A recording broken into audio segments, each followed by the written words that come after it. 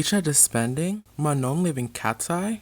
What is going on with these global girl groups? If you haven't already, please like and subscribe, hit that notification bell if you want to see more videos by me. This is my first video and I hope to make a bunch more. Alright, before we start getting into the controversies with VCHA and KATSEYE, we have to figure out or talk about where these groups have come from. So, starting with VCHA, VCHA was formed through a survival program called A2K, also known as America to Korea. The companies who ran the survival program was JYP Entertainment and Republic Records. Now, basically, this whole show was made to create a global girl group, not a K-pop group, but a global girl group.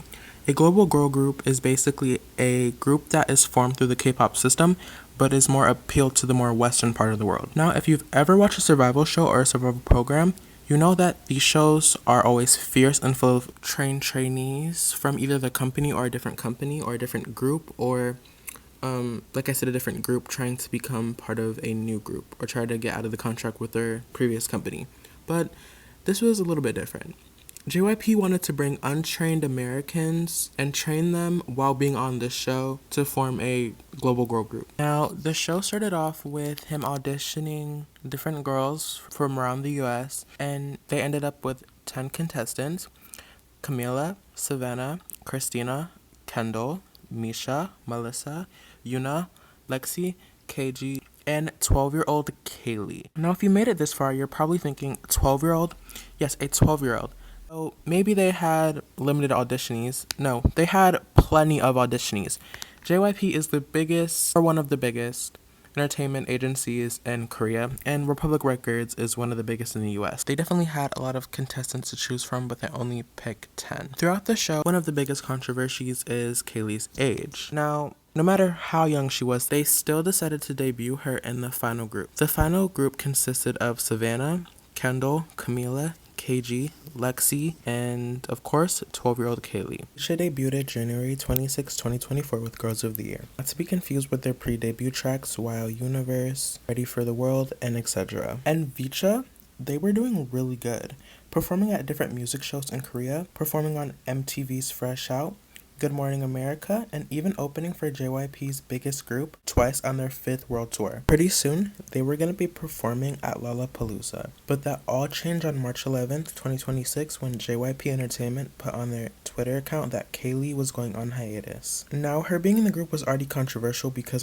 she's 12, and that's become a very big problem today, sexualizing younger idols and putting them in groups. For example, SoWon from Eunice, but we'll get into that a different day. VCHA then gets pulled from Lollapalooza in July 2024, and after that, everything goes quiet with VCHA, like no posts besides the members' birthdays. Then comes December 2024 when KG opens up her personal Instagram account and says she's left VCHA and is suing JYP. Now, for all of you V-lights, you're probably thinking, what is going on? Like, we had all this silence for months and now allegations? Like, what is this? There was allegations against JYP from things like abuse, recording without permission, getting forced to be put on strict diets, getting paid very little but accumulated a debt of $500,000. And this is just the gist of what is happening. The biggest topic that really got the media going crazy was that allegedly a member swallowed 42 NyQuil pills and tried to unalive themselves. Now, Kaylee went on hiatus March 11th, and we haven't heard anything about her since. A lot of fans were trying to connect the dots, and the dots led to the member being Kaylee, as this hasn't been confirmed. July 2025, Kaylee opened up her personal Instagram account and said she was leaving VCHA and JYP altogether. Now, there was no beef. JYP posted on their Twitter account saying basically, oh, it was mutual, good luck to Kaylee and her future and everything, but it still leaves you with a bad taste in your mouth not knowing if it was her or not, or if the member is still there to this day. Now, there's been a lot of speculation that VCHA might be rebranding with only 4 members left: Savannah, Kendall, Camila, and Lexi. Really interesting news that JYP just trademarked a name called Girl Set, so maybe JYP is trying to rebrand VCHA into Girl Set and make it a 4-member girl group with a more mature vibe like KATSEYE. Let me know what you think down in the comments.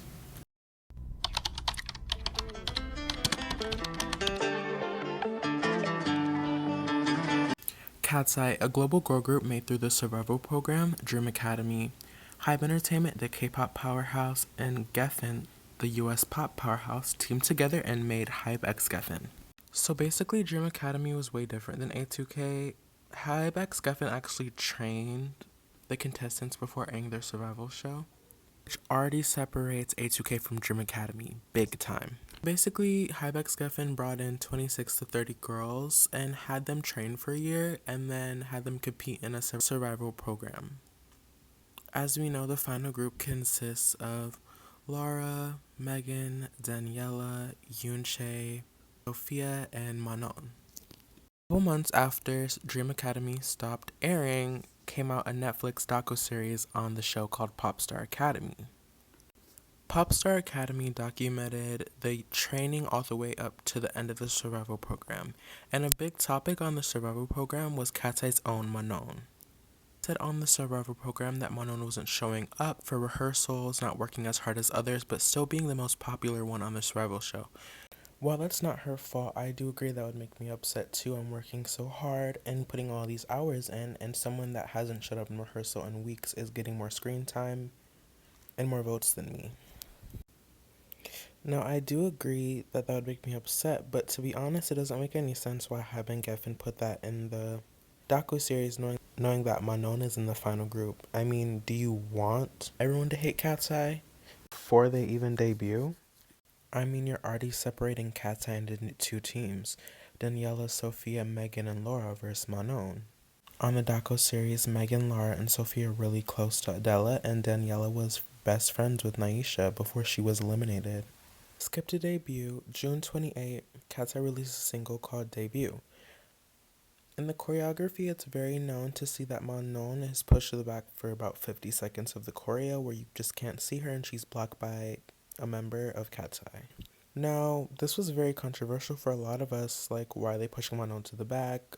She's literally the visual of KATSEYE, why is she getting pushed to the back? There was speculation about her not showing up to practices, and that's why they had to push her to the back because she didn't know what she was doing, which doesn't make any sense because in the reunion, she literally makes it a point to say she didn't know it took the drive and the intensity to be an idol, but now she has that, and if she didn't, she wouldn't be in the group today. Skip to May 24, 2025, we see that KATSEYE is partnering with Glossier. Basically, KATSEYE and Glossier get their own billboard, and every member is standing in front of the billboard except for Manon, and Manon's face is getting covered by Yunche. This sparked a lot of controversy because I know Manon's missing, but her face isn't even shown in the picture. Like, that's the least they could have done. Then we have the Gabriella performance video where Manon was also missing in because of an ankle injury. But what a lot of fans were upset about is that they found a way to put Lara in the music video of Game Boy and Megan as the cardboard cutout, despite them having an injury. Why couldn't they put Manon in the video somehow or some way? A lot of people were saying they could have delayed the filming, but I understand that being such a big agency with a lot of groups that's not always possible, so I understood that. But one thing I just can't wrap my head around is what's going on right now. If you don't know already, KATSEYE has partnered with Monster High and did a cover of their Fright song. Then there was a video released of KATSEYE receiving their custom-made Monster High dolls from Mattel. Basically, every one of them has a speaking role in the video talking about how excited they are to have a Monster High doll that represents them, their culture, and has specific details that match them. Like, I think Lara or Yunche said something about the doll having a mole that matched them, or in the same exact spot as they had their mole. But Manon nowhere to be found. And there's an article released, and it has every one of the girls' solo pictures except for Manon's. After a lot of hate towards the article, the author releases something saying that that's all the pictures they got. They didn't get one of Manon. Then after all this hate, finally Hype sends the solo picture of Manon. But why did it take this long? Why did it take people hating for them to release it?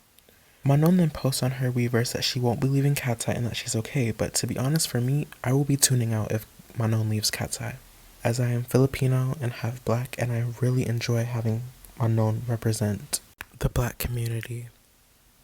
Well, anyway, thank you for tuning in for my first video. VCHA and KATSEYE, thank you so much for supporting, and all, and until next time, bye! Trippin' drama, oh I'm just so fancy. You can deny, no, you can deny. I'm the cherry